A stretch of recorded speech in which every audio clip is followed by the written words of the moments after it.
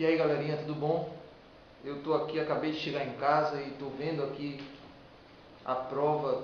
Tá um pouco tarde, né? No ano passado foi mais rápido, mas cheguei em casa agora e tô vendo aqui a prova e já vou fazer uns comentários rápidos sobre essa prova que, pelo que eu vi aqui rapidamente, ela foi muito aquém daquilo que eu esperava, daquilo que a gente comentou lá na nossa isolada, daquilo que a gente fez, o trabalho que a gente fez. Por quê? Porque ela foi fácil, foi uma prova fácil, relativamente fácil, abaixo do nível esperado para uma prova de segunda fase da Federal. Ultimamente, na verdade, nos últimos 3 ou 4 anos, a Coveste tem surpreendido um pouco nesse sentido, tem feito provas diferenciadas, porém, as provas vinham sendo sempre no mesmo nível. A diferença estava vindo nas novidades, na biotecnologia, nos assuntos diferenciados que eles estavam trazendo. E esse ano não veio biotecnologia, né? Ou veio muito pouco, uma questãozinha de vírus, do básico do vírus, mas veio muita biologia básica, aquilo que se trabalha de fato nas escolas. Contemplou os alunos que estudaram razoavelmente, mas não contemplou os alunos que estudaram muito, né? Aqueles que se esforçaram demais e tal. Talvez até prejudicou pelas frases ambíguas que aparecem no texto da questão. Eu estava vendo agora há pouco o comentário de outro professor no portal G1, eu não tenho problema nenhum em fazer propaganda disso, tudo bem. E o professor Fernandinho, e ele fez um comentário sobre isso, sobre a questão das afirmativas ambíguas, e de fato eu percebi que ele tem razão quanto à maioria daquelas que ele comentou. E eu vou fazer um comentário também mais rápido ainda da prova como um todo. Achei que foi uma prova fácil e que, dentro daquilo que foi falado na isolada Bené Lobão, nós talvez tenhamos apenas uma questão que não foi totalmente contemplada, mas ainda assim falamos alguma coisa sobre isso. Então, eu acredito que todos os alunos que estiveram comigo nesses dias, né, durante esse ano, tiveram um bom resultado. A partir disso aí, pelo menos se lembraram das coisas que nós comentamos em sala de aula, das questões que fizemos em sala de aula, muitas questões até parecidas com essas que estão na prova. Então vamos lá. A primeira questão que veio na prova foi uma questão de citologia, que falou sobre a membrana plasmática, e tem a imagenzinha, eu tenho aqui no notebook, né? Quem não viu, a questão está aqui. Ó, tá? Não sei se deu para ver. Mas tem a questão, essa imagem é uma imagem antiga, né? Eu já fiz questões em prova de colégio usando exatamente essa mesma imagem da membrana plasmática, mostrando proteínas superficiais, proteínas internas e externas, o glicocálice apenas em uma proteína lá, e mostrando o fosfato e os lipídios. Uma questão simples, não tenho muito comentário que fazer a respeito dela, uma questão dentro do esperado, dentro daquilo que estuda. O gabarito deu verdadeiro, falso, verdadeiro, verdadeiro e verdadeiro. E realmente uma questão muito boa e simples demais. É uma questão de nível bem baixo para aqueles alunos que estudaram conosco. A segunda questão, uma questão que mostra a fotomicrografia de uma mitocôndria. Muito fácil de ser analisada. Qualquer aluno que estudou bem biologia, que estudou com bem, né, obviamente, saberia que era uma mitocôndria de cara, pelas características básicas da fotografia, e as afirmativas também muito simples, não tem muito o que ver. Trata-se de uma organela essencial ao processo de fotossíntese? É claro que não, é uma mitocôndria. As plantas também têm, mas não para fotossíntese. É uma organela da respiração celular verdadeira, nessa estrutura que ocorre a síntese de ATP, sim, na cadeia transportadora de elétrons, e fala que na afirmativa 3, a função dessa organela é a síntese de glicose, fonte principal de energia. Essa foi a questão assim mais, os alunos poderiam cair nessa casquinha de banana. A organela não tem como função produzir glicose. Não é isso que ela faz. Ela tem que produzir ATP, a produção de ATP. Na verdade, a glicose é quebrada fora da mitocôndria para o resultado dessa quebra, que é o piruvato, entrar e daí gerar toda a produção de ATP. E a última afirmativa é nessa organela que ocorre o ciclo de Krebs, sim, especificamente na matriz da mitocôndria. Tudo isso foi visto com muito detalhe na isolada e também nos cursos em que nós temos dado aula. Então, a terceira questão foi uma questão de genética básica, não tem muita coisa também que comentar, foi uma questão simples. Até agora você vê 3 questões, as 3 bem simplesinhas. não teve muito assim a gente discutir sobre elas. Mas foi citado, por exemplo, no outro comentário que eu já citei aqui, a afirmação um tanto ambígua na questão 00, na afirmação 00, que diz: alelos recessivos só expressam sua característica quando em homozigose. Eu não acredito que seja ambígua essa afirmação. Tá? Por quê? Porque no enunciado da questão ele diz: a partir dessa representação podemos concluir que. Então, ele está falando especificamente sobre este desenho que foi colocado. Vocês viram o desenho bem bonitinho aí, das oncinhas, né? da pantera, da onça preta e das onças pintadas, que é o caráter recessivo. Então, relativamente a esse caráter, a isso aí, de fato, os alelos recessivos se expressam apenas em homozigose, e aí eu concordo que é verdadeiro e que não tem ambiguidade, tá? Eu estou discordando um pouquinho de outros comentários, mas de fato eu acho isso, eu acho que realmente é verdadeiro e que não tem o que se discutir porque está no enunciado. Mas é verdade que nem todo alelo recessivo só se expressa em homozigose, porque também pode se expressar em hemizigose, que foi a questão seguinte. Beleza, até aí tudo bem. E aí tem o restante da questão 3, que foi uma questão relativamente fácil, genética básica, mendeliana, coisa simples, né? E não teve muita dificuldade, o gabarito deu quase tudo verdadeiro, apenas a afirmação 4 foi falsa quando diz que o indivíduo designado pela letra X é homozigoto, e tem lá, se você olhar para o heredograma feito com os desenhos das panteras, né? Pantera na questão do gênero, né? Do gênero pantera, então está lá todas os genótipos desses indivíduos, e tem o X lá que você não sabe qual é o genótipo, mas você tem que saber qual é o genótipo, porque tem uma geração recessiva. E se tem uma geração homozigota recessiva, é óbvio que esse indivíduo vai ser heterozigoto, e por isso a afirmação 4 está falsa. Questão fácil também. A questão 4 fala sobre a genética também, mas aí entra na questão da hemizigose, a questão das doenças influenciadas pelo sexo, ou ligadas ao sexo, a herança ligada ao sexo, a herança lá determinada pela região não homóloga do cromossomo X. E aí, ele já dizia tudo isso no enunciado, então não estava difícil nesse sentido, já estava dizendo lá. E fala sobre hemofilia e daltonismo, que são as doenças que a gente mais, as características que a gente mais trabalha a respeito desse tipo de herança, né? Hemofilia e daltonismo. E fala sobre elas, não foi também uma questão muito duvidosa, apenas foi citado, e eu também, aí sim eu vou concordar, né? Na número 1, eu acredito que houve um erro de digitação, o que é inaceitável para a Covest, né? Que tem tantas revisões e de repente fazer uma questão com erro. Eu acho que não foi dubiedade na questão, acho que teve um erro de digitação, que é o seguinte: está escrito a afirmação 1.1, pode vir na prova aí, da questão 4, diz: apenas as mães podem transmitir a hemofilia e aos filhos do sexo masculino. Então eu acho que está errado a digitação. Deveria estar escrito assim: apenas as mães podem transmitir a hemofilia aos filhos do sexo masculino. E aí a afirmação estaria correta, como no gabarito oficial da Covest diz que está correto. Então estaria correto de fato, mas como diz a frase e coloca uma vírgulazinha, então foi comentado pelo professor Fernandinho, concordo com ele, a frase diria: apenas as mães podem transmitir hemofilia, terminou a frase. E isso está falso. Tá? Os pais também transmitem hemofilia para as filhas. Ok? Então, e podem também transmitir o gene para tornar suas filhas portadoras e aí não serem necessariamente hemofílicas. Mas a afirmação acaba sendo, de fato, digna de anulação. Ok? Essa afirmação número 1 deve ser anulada. Na minha opinião, ela vai ser anulada, porque ela está com erro de digitação, para mim. Ok? As demais estão corretas, tem duas falsas, que são a afirmação 2 e a 3. A 2 diz: o daltonismo se expressa com maior frequência em mulheres, e a gente sabe que, do mesmo jeito que a hemofilia, é mais comum em homens. E a número 3 diz que as filhas de pai daltônico têm, deixa eu baixar aqui para ler, 50% de chances de possuírem o gene para essa condição. Não é.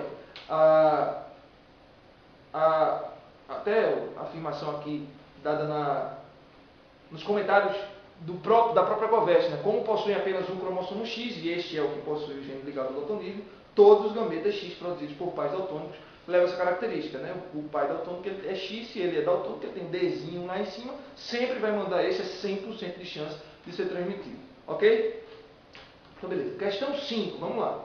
Questão 5 foi sobre evolução. Então é uma questão que fala sobre o processo de surgimento de novas espécies, questão da especiação e coisa e tal. Fala de Darwin, algo que já se esperava que aparecesse, né? A gente estava até com a dúvida se iria cair uma questão de evolução básica, como essa aqui, ou se ia cair questões mais aprofundadas de evolução. Mas aí, como a gente já previu, caiu esse tipo de questão. E uma questão que foi relativamente fácil. Agora, finalmente, uma questão que não foi tão fácil. Eu achei que todas as 4 primeiras questões foram fáceis. Mas, como eu disse lá na isolada, é até uma brincadeira isso, mas deu certo. Quando a questão ela é um pouco mais assim pesada, vai ter mais verdadeiro. Isso é normal da conversa. Eu já estou queimando aqui. Mas, de fato, no bom sentido.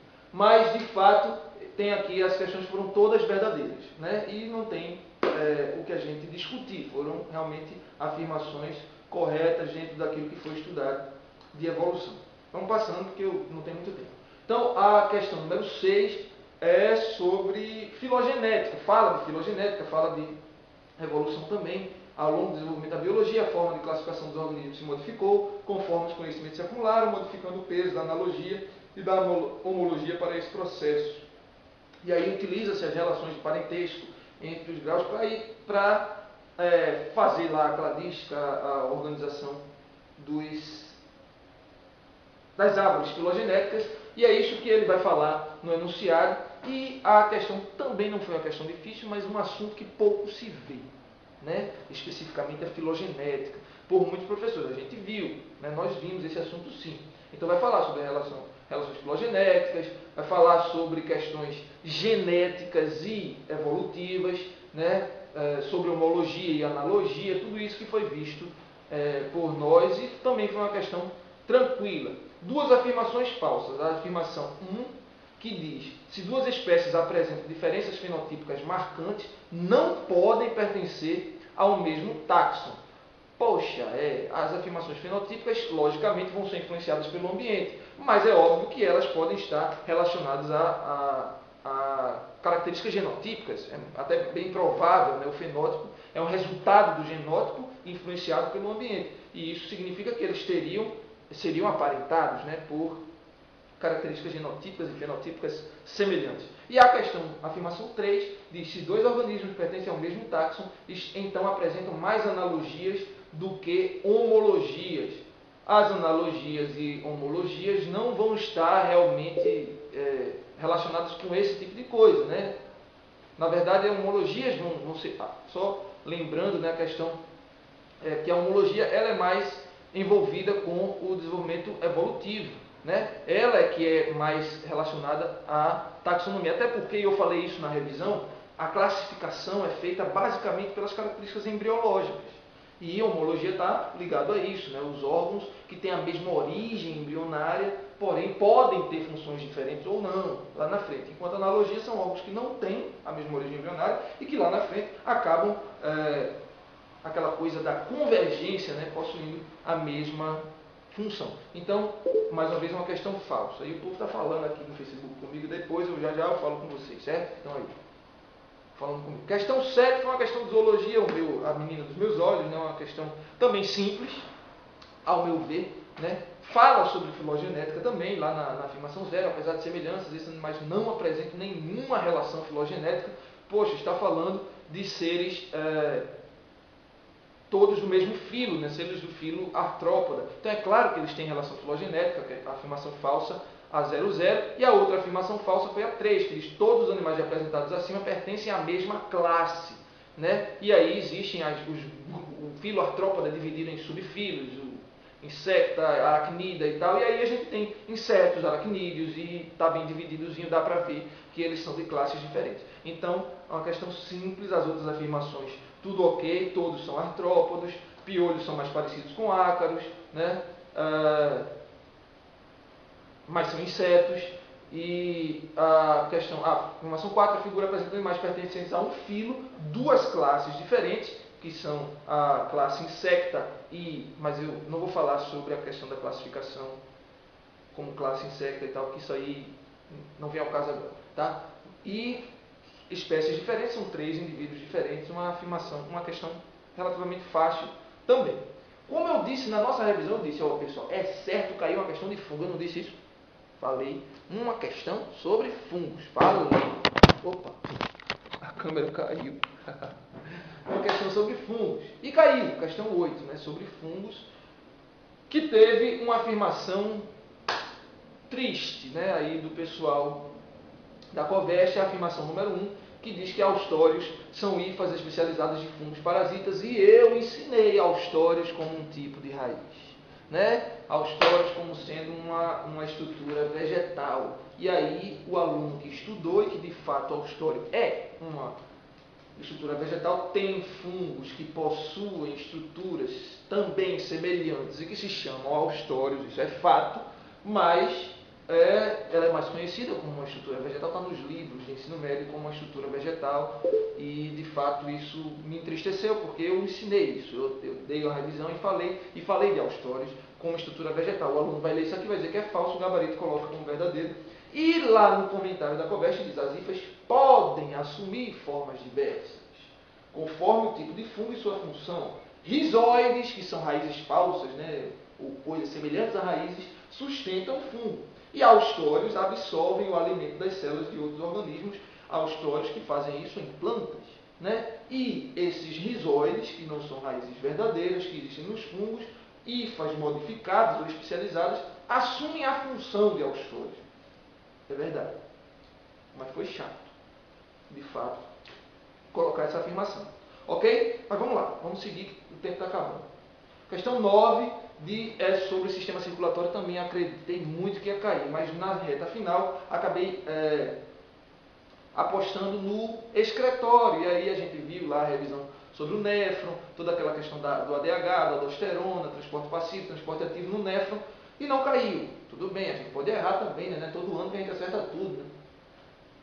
Mas eu ainda fui bem, vocês sabem disso. Mas eu tinha dito antes a possibilidade de cair circulatório, apenas não apostei na revisão final. Mas caiu uma questão circulatória que nós trabalhamos muito bem. Afirmações também acredito que relativamente fáceis, apenas algumas aí precisavam um pouco mais de atenção do aluno. Eu não vou tanto falar que a Coveste colocou questões ambíguas. Eu vou colocar que a Coveste às vezes está fazendo questões em que o aluno precisa saber um pouco de semântica a mais do que o normal para responder. Porque aí tudo bem, que é interdisciplinaridade, mas é sem querer que eles fazem isso, né? E não foi legal, às vezes, colocar questões que o cara tem que pensar qual o sentido daquilo, o que é que o cara está querendo dizer com tudo aquilo, fazer um exercício de gramática. Fala aí com o professor Silvio Lúcio, né, para ver se ele ajuda para responder as provas de biologia. Isso não é legal. E essa questão teve um pouco disso. E ela, por isso, teve um nível um pouquinho mais alto do que as anteriores, pelo menos ao meu ver. Mas foi uma questão trabalhada em sala também, apenas teve uma afirmação falsa, que é a afirmação 1, que diz que os vasos arteriais são menos musculosos e deformam mais que os venosos, e já está errado a partir daí. A gente viu bem que os vasos arteriais são mais espessos, tamanho do vaso sanguíneo, a veia é maior, mas a parede do vaso é mais espessa na artéria e a veia é mais mole, mais soltinha, né? Então ela é mais abaulada e mais fininha. Então já teria sido facilmente identificada como falsa essa afirmação. E as demais afirmações verdadeiras, ok? Sem problema, sem muita dificuldade nas demais questões. A questão 10 foi do sistema nervoso, também eu disse na revisão, sempre cai sistema nervoso, caiu novamente sistema nervoso aí, podem ter certeza que caiu, tá? Rapidinho eu vou dar uma olhada aqui no negócio. É porque a luz parou de piscar, eu pensei que tinha parado de gravar, tudo bem, não se preocupe. A questão 10 fala de neurotransmissores. Logo no começo, na primeira afirmação, fala de neurotransmissores, nós falamos de neurotransmissores, uma afirmação duvidosa, também comentada pelo professor Fernandinho, já disse, não tenho nenhum problema em fazer propaganda dele, porque ele foi meu professor também, né? Antes de eu ser biólogo, fui aluno dele, e tenho muito orgulho disso e respeito muito o trabalho dele, que é fenomenal. E aí, ele comentou também sobre isso, trago mesmo um comentário assim que li a questão, antes mesmo de assistir, que acabou de passar, talvez o vídeo demore mais a sair, mas acabou de terminar. Quando terminou, comecei a gravar o comentário ao vivo, né, no G1, do Fernandinho. E eu já tinha lido a prova antes e pensei do mesmo jeito. De fato, a afirmação 00 da questão 10 diz: os neurotransmissores são mensageiros químicos lançados na circulação sanguínea para transmitir informações a outras células. E a afirmação está marcada como falsa e, de fato, quem estudou sabe que é falso, porque eu falei muito, né, neurotransmissores que passam de um neurônio para outro e tal. Isso aí foi bem simplesinho da marcaria. Só que tem um problema, que é a adrenalina, de fato, né, a noradrenalina e tal, que é uma substância que é transmitida no sangue, na circulação sanguínea, sim, é hormônio, né? É um neurotransmissor que também é um hormônio. E aí também funciona no sistema humoral. Então isso daí dificulta a situação aí um pouquinho, apesar de ficar falsa de todo jeito, mas é uma questão que semanticamente não foi muito legal. Tá? Outra afirmação falsa, a afirmação número 1, diz que a mielina é uma característica essencial para o funcionamento de todos os neurônios, e nem todo neurônio tem mielina. A gente fez questões falando neurônios mielinizados, neurônios amielinizados. Existem neurônios com mielina, neurônios sem mielina. Fácil, fácil. E a afirmação 4, que é outra falsa, diz apresentar microvelocidades é uma característica das células do sistema nervoso. Não, é uma característica de várias outras células, mas quase que especificamente, basicamente se fala sobre as células do epitélio intestinal. Tá? E a gente tinha visto isso também, uma questão, sistema nervoso geralmente é uma questão um pouquinho mais difícil, não foi difícil, né? No fundo foi uma questão mediana, questão 10. Vamos para a questão 11, que foi sobre sistema respiratório, envolvida também com o sistema circulatório, o que é óbvio, que a gente falou lá, o sistema respiratório está sempre envolvido com o circulatório. Uma questão boa, né? Bem escrita, finalmente, uma legal. Mas que também teve uma contestaçãozinha lá do Fernandinho a respeito de algumas afirmações. Eu não vou entrar muito em detalhes por não concordar tanto, né? Mas foi uma questão relativamente média. Uma questão média. Também afirmações falsas. A afirmação 1 que diz que para que ocorra a expiração, a pressão intrapulmonar deve ser menor que a atmosférica. Para que ocorra a expiração, a pressão intrapulmonar deve ser menor do que a atmosférica. Né? Eu estou lendo e estou me perdendo. Né? Para que ocorra a expiração, a pressão dentro do pulmão deve ser maior que a atmosférica, é óbvio, né? Para que o pulmão possa fazer aquela pressão e o ar sair. Eu estava lendo e não estava compreendendo, mas tudo bem. E a outra afirmação falsa, a afirmação 4, que diz que a expansão do tórax pela movimentação das costelas aumenta a pressão intrapulmonar e permite a expiração. Não, né? A expansão do tórax pela movimentação das costelas vai fazer com que haja a inspiração, né? A expansão do tórax pelos músculos intercostais, né, que abrem as costelas, puxa o pulmão, o diafragma vai para baixo, você inspira e não expira, né? É o contrário. Tá? Então, afirmações falsas e não difíceis. Vamos lá. Questão 12, comparação de células. Uma coisa muito básica, não esperava mais cair isso em segunda fase federal. Haja vista as últimas provas, mas caiu uma questão pequenininha que mostra lá uma célula vegetal e uma célula animal, ambas células eucariontes, facilmente visíveis nesse sentido. Né? A célula A mostra um bacúolo central bem grande, a célula B é obviamente uma célula animal, né? Mostra lisossomos, microtúbulos, microfilamentos, núcleo e algumas outras estruturas aí marcadas. E aí ele pergunta bem rapidinho, diz, né, com clareza, temos aqui uma célula animal e uma célula vegetal, analisa de composições. A 00 diz que a imagem A não pode ser uma célula vegetal, porque não tem lisossomo. Isso é muito falso. Pode sim ser uma célula vegetal que não tem lisossomo. Né? Afinal, ela tem parede celular, ela tem cloroplasto, ela tem vacúolo, ela pode sim ser uma célula vegetal. A afirmação B diz que a imagem B certamente representa uma célula animal, de fato. A afirmação 2 diz que a imagem A também representaria bem uma célula bacteriana. Está falso, a célula bacteriana não vai ter tantas organelas, na verdade não tem organelas membranosas, tem apenas os ribossomos, e a gente viu isso também. A afirmação 3 diz que a clorofila pode ser encontrada na organela indicada pela letra B, e aí é que está. A clorofila ela vai estar no cloroplasto, que na figura está lá na letra B. Né? Cuidado para não confundir, o aluno pode ter confundido, eu acabei de ter essa confusão agora, mas agora já me liguei. que ele tivesse dito que a clorofila pode ser encontrada na célula B. Não, ele disse a clorofila pode ser encontrada na organela indicada pela letra B, que é o cloroplasto que está na célula A. Isso está verdadeiro. E na última afirmação, a representação está incorreta, porque a organela indicada pela letra C não ocorre em células vegetais. Tem uma mitocôndria na letra C. Né? E ocorre sim em células vegetais, elas também fazem respiração. Beleza. Questão número 13, uma questão aí mostrando, eu estou vendo agora, tem questão que eu estou vendo pela primeira vez agora, estou olhando, eu li muito rápido, mas vamos lá. A questão 13 fala sobre o ciclo, estou vendo aqui o ciclo da tênia, né?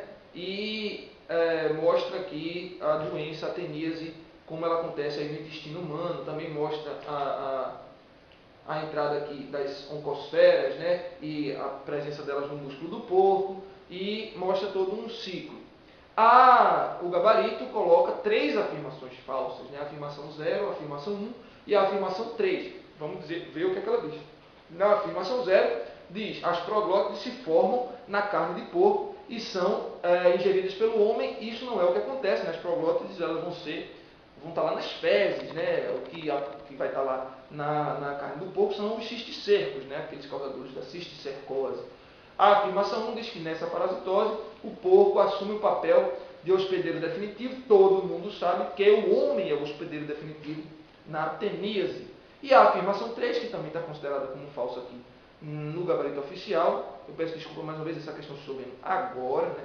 Eu quis ser o mais rápido possível, mas a afirmação 3 está colocada como falsa, dizendo: o amarelão e as caridíases são parasitoses que apresentam o mesmo ciclo vital. Não, as caridíases lá, ascaris lumbricoides, né, é outro tipo de verme, tem um ciclo de vida diferente da tênia sólida, tá? Então, tá errado. Eu não li todas as questões porque eu estava exatamente assistindo o comentário aqui do nosso colega, o Fernandinho, e eu acredito que essa questão ele não deve ter comentado, deve ter passado assim mais rápido, justamente por isso eu não peguei alguns detalhes. Mas o mais importante é a gente fixar aquilo que nós vimos no nosso curso. A questão 14 fala sobre vírus, essa aqui eu dei uma lidinha rapidinha nela, e foi uma questão simples, não teve dificuldade, não teve muita coisa para a gente comentar, apenas lembrar que a afirmação 3 fala que os vírus podem possuir RNA ou DNA como ácido nucleico, e ela é considerada verdadeira, né? Dependendo do tipo de vírus, pode ser um ou outro, mas é importante saber que existem vírus, eu falei disso, que podem ter os dois, que isso, né, muita gente não fala, tal, mas existem sim, né, pelo menos em fases de vida. Mas a afirmação, de qualquer forma, estaria verdadeira. A afirmação falsa é a 0, que diz: possuem sistemas de produção de energia altamente eficientes. Os vírus não têm sistema de produção de energia, os vírus não têm mitocôndrias, os vírus não têm cloroplasto, eles não têm organela nenhuma, eles são acelulares. Tá? Então eles precisam estar parasitando uma célula para ter metabolismo, né? Então eles não têm metabolismo próprio.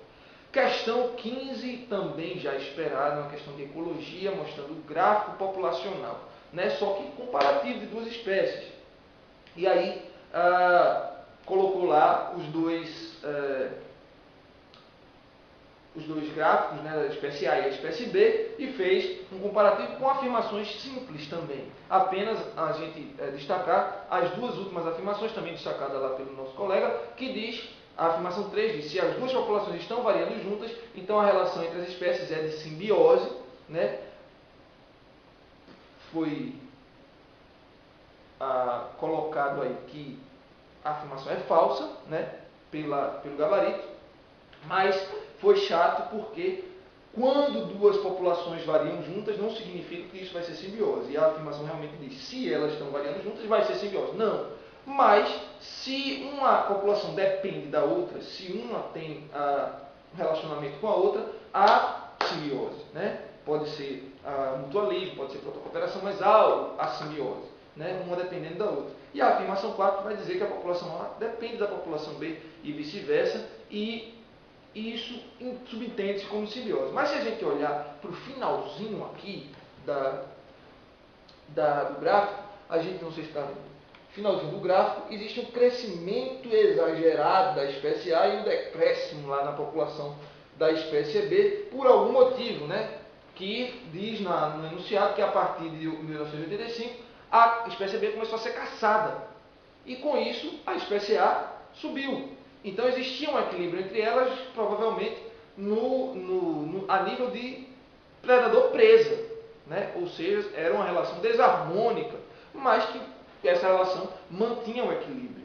Tá? Então, a afirmação 4 estaria de fato correta e a afirmação 3 agora asseveraríamos com certeza que estaria errada por não ser uma simbiose, já que era um predatismo. E a relação que existe entre elas, a dependência que se fala na afirmação 4, na verdade é uma dependência indireta, porque quando morre, por exemplo, a espécie B, que começou a ser caçada, a espécie A, provavelmente aí neste caso era a presa, cresce. Mas o tamanho da população da espécie A depende da espécie B, porque a espécie B vai se alimentar dela e a B depende da A porque se alimenta dela. Então, a afirmação 4 estaria de fato correta e a 3 de fato falsa, contrariando um pouco aquela coisa de, tá duvidosa e tal, que eu falei no início que peguei isso de outros comentários. E por fim, a questão 16, eu sei que eu demorei, desculpa aí. A questão 16 sobre biomas. Né? A caatinga é um bioma que ocorre exclusivamente no Brasil, seu nome vem do Tupi-Guarani, Mata Branca, uma referência ao seu aspecto no período seco. Em relação à caatinga, falha aqui, aí traz as afirmações. Né? A afirmação falsa número 2 diz que a caatinga é um bioma importante por ocupar grande parte do Nordeste brasileiro, embora seja pobre em biodiversidade, é a afirmação que toda questão de caatinga tem. E eu já fiz questões de caatingas com alunos e sempre fala isso, né? Que ou que é pobre ou que é rico, e a gente sempre comenta, de fato, a caatinga é riquíssima, né? Tem uma biodiversidade grande, né? E a afirmação 3, também considerada falsa, que diz que a caatinga não oferece uma preocupação especial em termos de conservação. É óbvio que oferece, na verdade, no Brasil. Concluindo aqui a questão 16, que a gente viu, mas antes eu estava revendo o vídeo, né? E eu vi que o vídeo curtou. Eu queria só dizer que a questão 15 diz no enunciado, eu não tinha observado, que a relação é predador-presa. Eu li muito rápido, mas já dizia no enunciado, e aí eu fiz toda aquela explicação, talvez até sem necessidade.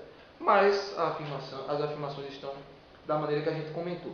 E fechando aqui a questão 16, de fato, a caatinga é extremamente importante, precisa, né, a afirmação 3 que não oferece uma preocupação especial em termos de conservação, oferece sim, precisamos cuidar bem da caatinga, inclusive porque existem muitas espécies endêmicas da caatinga, tanto espécies vegetais quanto espécies animais. Então, uma prova legal, nível baixo, abaixo daquilo que eu esperava, mas que contemplou os alunos que estudaram, né?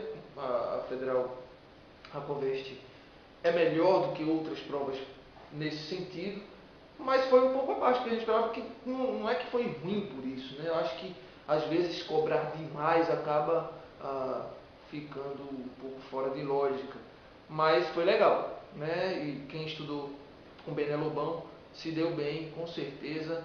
Valeu, até a próxima.